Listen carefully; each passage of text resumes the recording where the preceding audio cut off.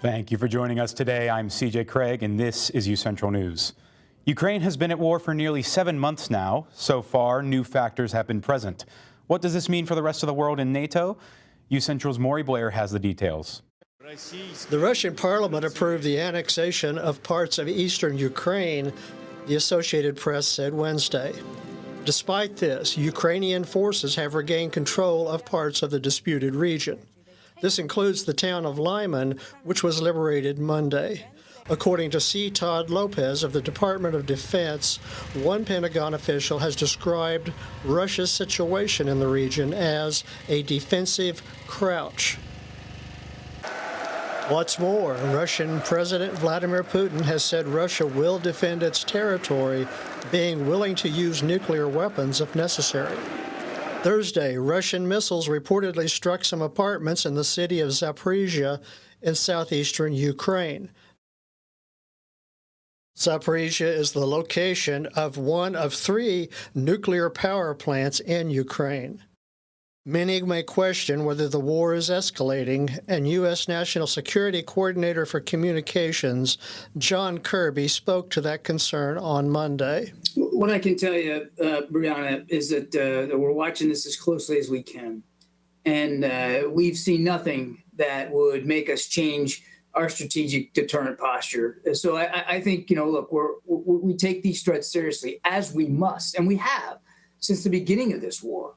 Because it was very early on when Vladimir Putin was using bellicose nuclear rhetoric. So we have been taking it seriously for quite some time. Again, nothing that would cause us to change our strategic deterrent posture at this time. October 24 will mark 8 months since the war began. So far, it has been contained within the borders of Ukraine. Whether the war will end soon or will expand beyond Ukraine remains to be seen. Reporting from Edmond, I'm Maury Blair with UCentral News. Thanks, Maury, and that could have some pretty big implications for NATO. And I have some more concerning news regarding Ukraine, though. Ukraine recently freed a city of theirs in the southern region, but the war still stretches on. CNN's Nick Walsh has more. We don't leave our own behind. A Russian war slogan you hear less these days, especially along the road south by the Dnipro River, where the Russians seem to be collapsing since the weekend on yet a third front. The pace of Ukraine's advance you can feel on the roads here, and it is hour by hour that they move forwards, this road lined with Russian bodies, abandoned Russian positions. It's clear people left here in a hurry. In just the last 3 days, they've swept along the west bank of the river through Russian positions, the shallow, shabby foxholes of an army with almost nothing at hand. Even what little they had was abandoned, especially this tank, a model that first came into service 60 years ago when Vladimir Putin was 9. Here, the village of Mykolaiivka, right on the river, is getting cell phone service for the first time in 6 months, and aid. Shells slammed into here 90 minutes ago from the Russians still across the water. It's the price of their freedom. The Russians would check on us, she says, tried to make us vote in the referendum, but we didn't. Still, we survived. We old people always have food supplies. Outside the village are more of the short-lived occupation, left in the tree line with a sleeping mat and shells. In nearby Lubomivka, there was heavy fighting Saturday, and then Sunday, the Russians just vanished. Gratitude for aid and liberation going spare to almost anyone.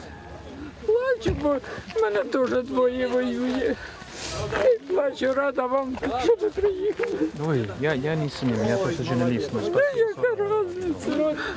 Все будет хорошо. Smiles at it is over, and shock at how fast. It was very scary. We were afraid, she says, hiding. They were bombing, robbing. We survived. They ran. The rain came, and they ran. Signs all around of how their unwanted guests just did not know what to do when they got here, or have food or beds. So they filled that gap with cruelty. Andrei had a generator and would charge locals' phones. So the Russians decided he was a Ukrainian informer and beat him. They brought me from here and they put a hood on my head and taped it up, he says. Then we walked a few steps up and down. They beat him so badly, his arms turned blue from defending his head. Still there, months later. Stalemate had torn these huge expanses up for months. Now it's broken, as has the fear of the Kremlin's army here. Bereft, abandoned, filthy, and vanishing down the road. Nick Payton-Walsh, CNN, along the Dnipro River, Kherson region, Ukraine. So far, North Korea has done 24 missile tests this year. According to U.S. intelligence, these tests don't pose an immediate threat to the United States, but they have been very cautious. The U.S., South Korea, and Japan have been holding drills to track and intercept missiles. And Iranian women are still in protest over the death of Mahsa Amini, who was killed for wearing her hijab improperly. Yomana Kardashev from CNN has the update. This religious propaganda song released by the Iranian government with a tribute to former Quds Force commander General Qasem Soleimani, who was killed in a U.S. drone strike, is also a pledge of allegiance to the supreme leader and the ideology. Critics of the regime say it's part of an effort to indoctrinate the next generation to carry on the Islamic revolution. But that generation is now rising up, saying enough to repression, demanding rights they've never known. In Tehran, spontaneous outbursts of defiance, young girls on the streets waving their headscarves, chanting death to the dictator, and the now familiar Women Life Freedom slogan of the protests, with cars honking their horns in support. More and more video now emerging of teenage girls joining in the protests. In this video, the girls remove their headscarves and chase an official out of the school, throwing water bottles and other objects as they chant, "Dishonorable." Girls emboldened by the young women who've been at the forefront of the nationwide protests, braving the bullets, the threat of prison or flogging, standing up to the Islamic Republic and its so-called morality enforcers, risking it all for their freedoms, for their right to choose. No one knows how this will all end, but one thing is for certain: the barrier of fear has now been broken. Jumana Kanache, CNN, Istanbul. And President Biden took a trip to Florida on Wednesday to survey the damage of Hurricane Ian. He arrived in Fort Myers and took a look over the region in a helicopter. The death count of Hurricane Ian has now risen to 98. 97% of the state still has power, but food and water are scarce. And obviously in the weather circle, that is a very big topic of discussion, the impacts of Hurricane Ian. But for us here in Oklahoma, we really haven't seen much of the impact weather-wise. However, that could be changing in the next couple of days. But right now here in Edmond, sitting at about a fair 85 degrees. The winds aren't blowing too hard. They're blowing west at about 9 miles per hour. The humidity as well is not very high, sitting only at about 25%. So obviously a very fair, pretty warm here in Edmond right now for what we're used to for fall temperatures, but overall a very nice day outside. Let's go ahead and check out our weather headlines for this week. We do have a cool weekend ahead of us, so we are going to see that cold front start to make its way through Oklahoma tonight, and with that cold front is going to bring not only the cooler air, but some isolated showers and thunderstorms as well as it starts to make its way through Oklahoma. And our biggest chance here in the metro is aiming for right this weekend, is that's when we could see the greatest chance of rain coming up in the next week. So obviously a very good idea to keep an eye on the weather for you, so make sure you're planning any of your activities accordingly. However, if you're around campus and are looking for something to do, we might have something for you. It's October, which means it's Breast Cancer Awareness Month, and AAUW is hosting a Think Pink prom on October 20th. All of the proceeds are going to go to a nonprofit breast cancer organization. We're just trying to provide a safe and fun way for people to redo their prom experience, come out, have fun. We're going to have a DJ, we're going to have catering, music, all that fun stuff. It is open to the community as long as you're over 18. That's right. The community is invited to the Think Pink prom. The tickets will be $5 and will be held in the ballrooms at the Nye. Be sure to dress in pink if you can and save the date for October 20th. Also coming up, the AAUW is hosting a general body and game night. Now, this event is tonight starting at 5:30, so head on over to the Mary Fallon Room in the Nye University Center if you are interested. And don't go anywhere, Broncos. Coming up right after this, I'll have your week's full forecast for you and what you can expect that rain to finally move through. Don't go anywhere.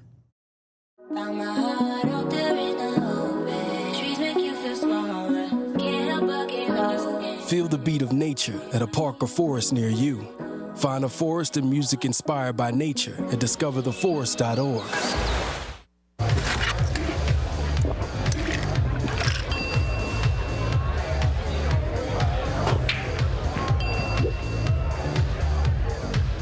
If you need to do something to feel okay to drive, you're not okay to drive.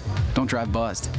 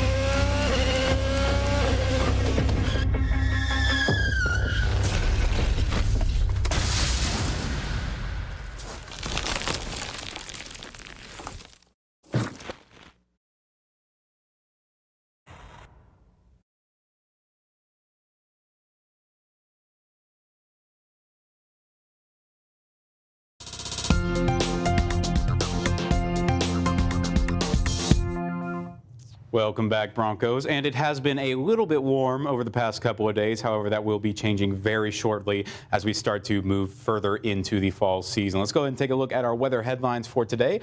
We have a cool weekend ahead of us because there is a cold front that will be making its way through Oklahoma tonight.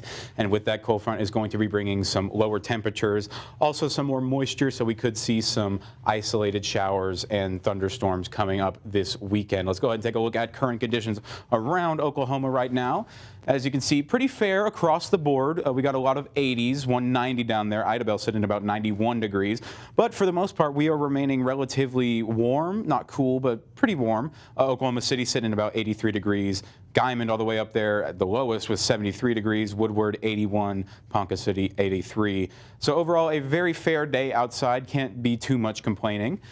And for us here tonight in Edmond, we are looking at about a 57-degree low for us. The winds are going to be blowing northeast at about 5 miles per hour, and the humidity as well is going to rise up just a little bit, about 50%, although we will not see any rain tonight. That is the big question. Let's go ahead and take a look over at lows around the state.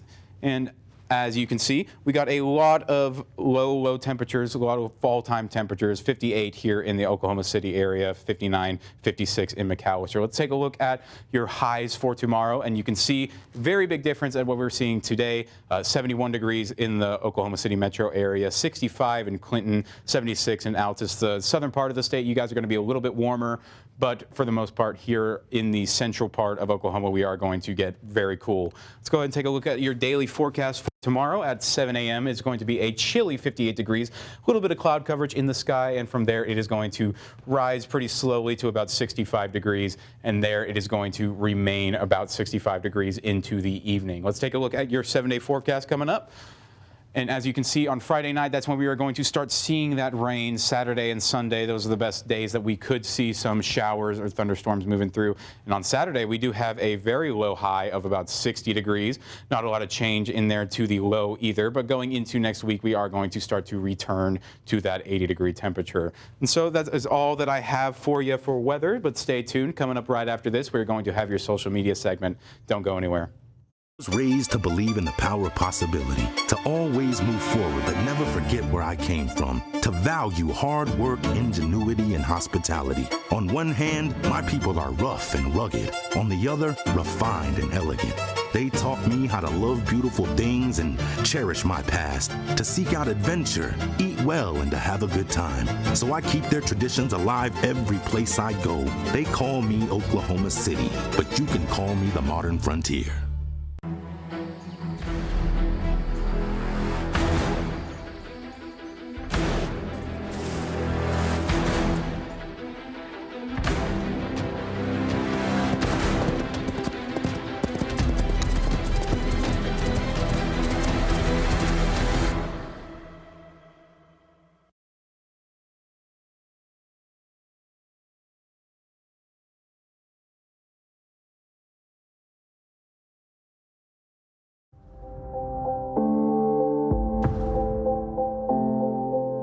UCentral News as a whole, you got to be in those different areas, like being on camera, being off camera, being in the control room. And so I feel like that is what prepared me most about being in the workplace. UCentral and the mass comm department has provided me all the tools and the fundamentals that are needed in order to thrive well and thrive fast at my job. Maybe it's time to hit the road and visit a place where stories unfold. This is the land of the ultimate road trip, with sights old and new on Route 66. There's fun to be had, so much to do, and a few new surprises before you get through. Oklahoma has the most miles to share of Route 66. It's really quite rare. TravelOK.com will show you the way. Come see for yourself this iconic highway.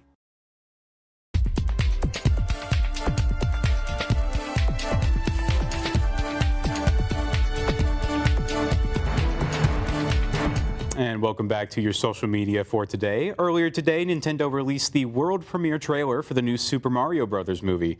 The trailer went live on Nintendo Direct, where fans got the first sneak peek. The movie is set to hit theaters in early April of next year. And now let's take a look at what's going on in Hollywood with Doug Hyde's Hollywood Minute. Brad Pitt's rep is denying claims from Angelina Jolie about an alleged physical altercation on a private plane in 2016. In a lawsuit filed this week, Jolie claims Pitt choked one of their children and struck another in the face. Allegations Pitt's rep calls completely untrue. The former couple is in a legal battle over Jolie's sale of her stake in their joint French winery, Chateau Miraval. She died, and that hurts me every day. Alec Baldwin and others have reached an undisclosed settlement in the wrongful death lawsuit from the family of Helena Hutchins, the cinematographer shot and killed with a prop gun on the set of Rust. The film will be completed and released, and Hutchins' widower will receive a portion of the profits. You ain't driving, are you? I steer a little, but the reindeer do most of the work. That's David Harbour as a butt-kicking Santa Claus in the upcoming action comedy Violent Night.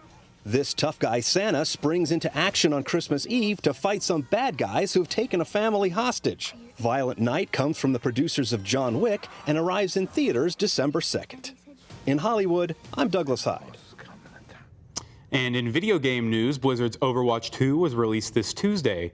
The game builds on the original setting of the original Overwatch and adds 3 new heroes and 6 new maps for players to try. The game is free to play through Blizzard's Battle.net, and returning players are able to keep their stats and their skins. And don't go anywhere, Broncos. That's all I have for social media, but coming up after the break, Patrick Talbot's going to break down your sports recap. Stay tuned.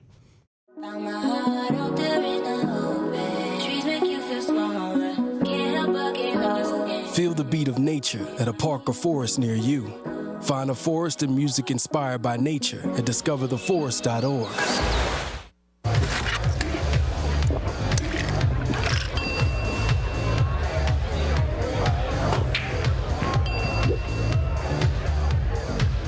If you need to do something to feel okay to drive, you're not okay to drive. Don't drive buzzed.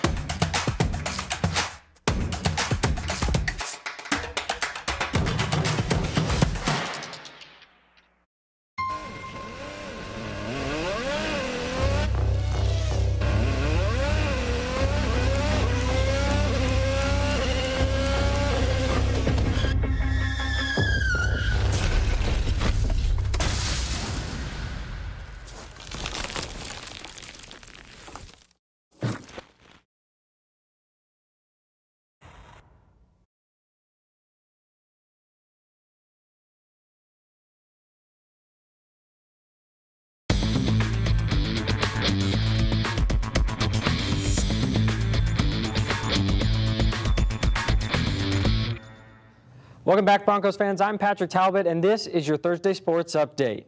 It's game day for the UCO Broncos as they welcome the Northeastern State Riverhawks to Chad Richardson Stadium. President's Cup on the line. Central, winners of 7 straight President's Cups, and the Chos now lead the all-time rivalry, against Northeastern State, 51-27. Obviously, it's very important to us, and our guys know that. You know, our motto all week has been keep the cup, and it's important to them. And it's quick turnaround for UCO as they're coming off a big win over Lincoln University. Coach Doral was impressed with an all-around good effort from his team. I think, first offensively, the fact that we completed some passes downfield that were contested. We hadn't really done that this year was awesome to see. I think that really helps some guys' confidence. Defensively, played really well.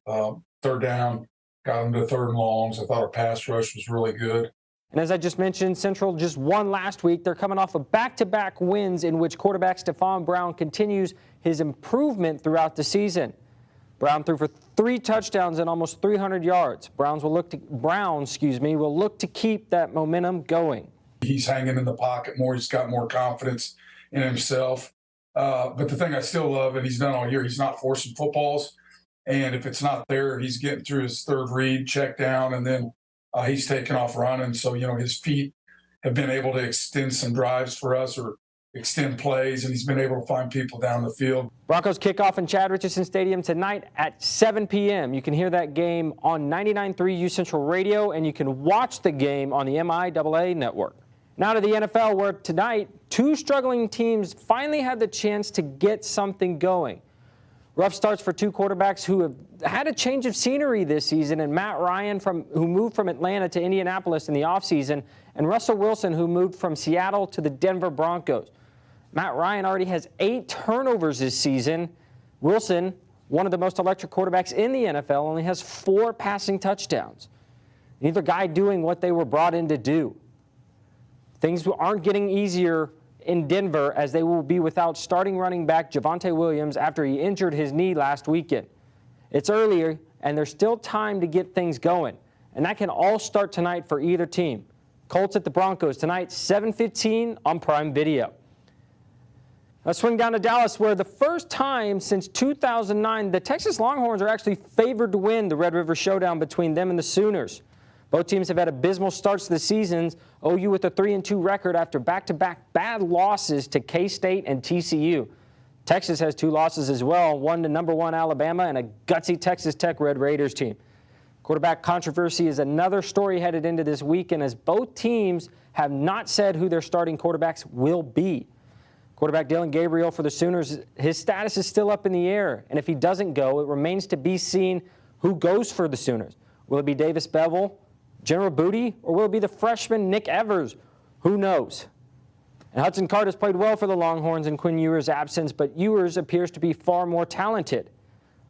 We'll see if Ewers can give it a go this weekend after his injury in Alabama. Longhorns, Sooners, State Fair of Texas, Cotton Bowl, 11 a.m., ABC. Tune in. Meanwhile, things in Stillwater are going well for head coach Mike Gundy and his Cowboys. The Cowboys are undefeated on the year and are looking like they are the best team in the Big 12. They're coming off an impressive win over the Baylor Bears in which they avenged last year's Big 12 championship loss. Quarterback Spencer Sanders is doing his part this season, already throwing for over 1,000 yards and 11 touchdowns. And the big thing for him, just 2 turnovers. Cowboys welcome the Texas Tech Red Raiders to Stillwater Saturday, 2:30 p.m. on FS1. And big news out of Oklahoma as the OSAA announced that high school athletes are now able to monetize their name, image, and likeness. Much like the NCAA's NIL rules, compensation cannot depend on performance or achievement. Compensation cannot be used as an incentive to enroll at another school or remain at a certain school. And compensation cannot be provided by the school or anyone representing the school.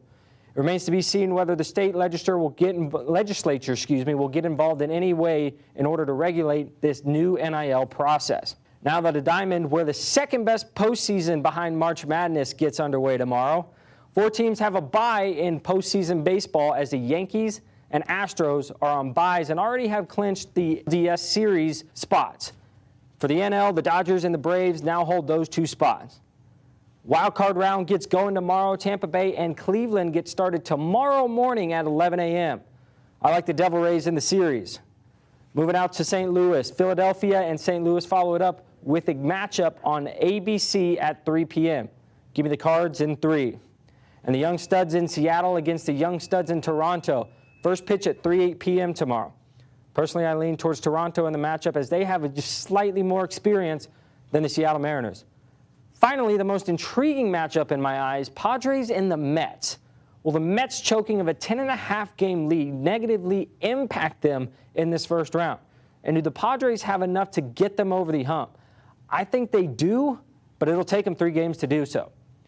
That's all I got for sports today. Have a great weekend, Broncos. Let's go ahead and send it back to CJ at the desk. Thanks, Patrick. Coming up after this break, we got some more news for you. Stay tuned. Whomever you want to be, wherever you want to go, UCO's College of Business can help get you there. Our degree programs and dedicated faculty will help you gain the knowledge and skills you need to connect to the future of business. Because of UCO's College of Business, I've been able to be successful in business and in leadership. They take that time for situational things to prepare you and give you the tools, essential needs, and skill sets that's going to set you up for success in the future.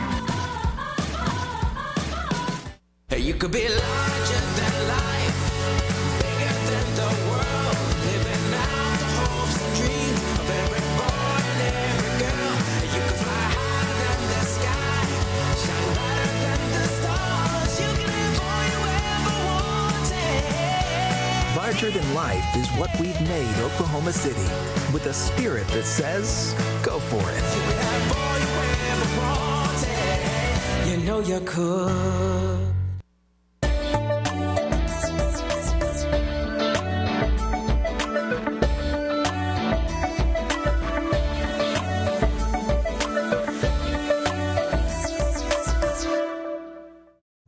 Welcome back, and check this out. A man goes viral for face planting over puppies. Go ahead and take a look. It's easy to fall for 4 adorable Rottweiler puppies. But this is the kind of fall that isn't just embarrassing. When you're part of a super cute puppy video, your wipeout becomes a global joke. Oh man, that's gotta hurt. And obviously that's made a little bit sweeter by having those precious puppies around you, although it is still going to hurt. Well, that's all the time we have for you right now. I'm CJ Craig. We'll see you back here on October 17th. Have a great night.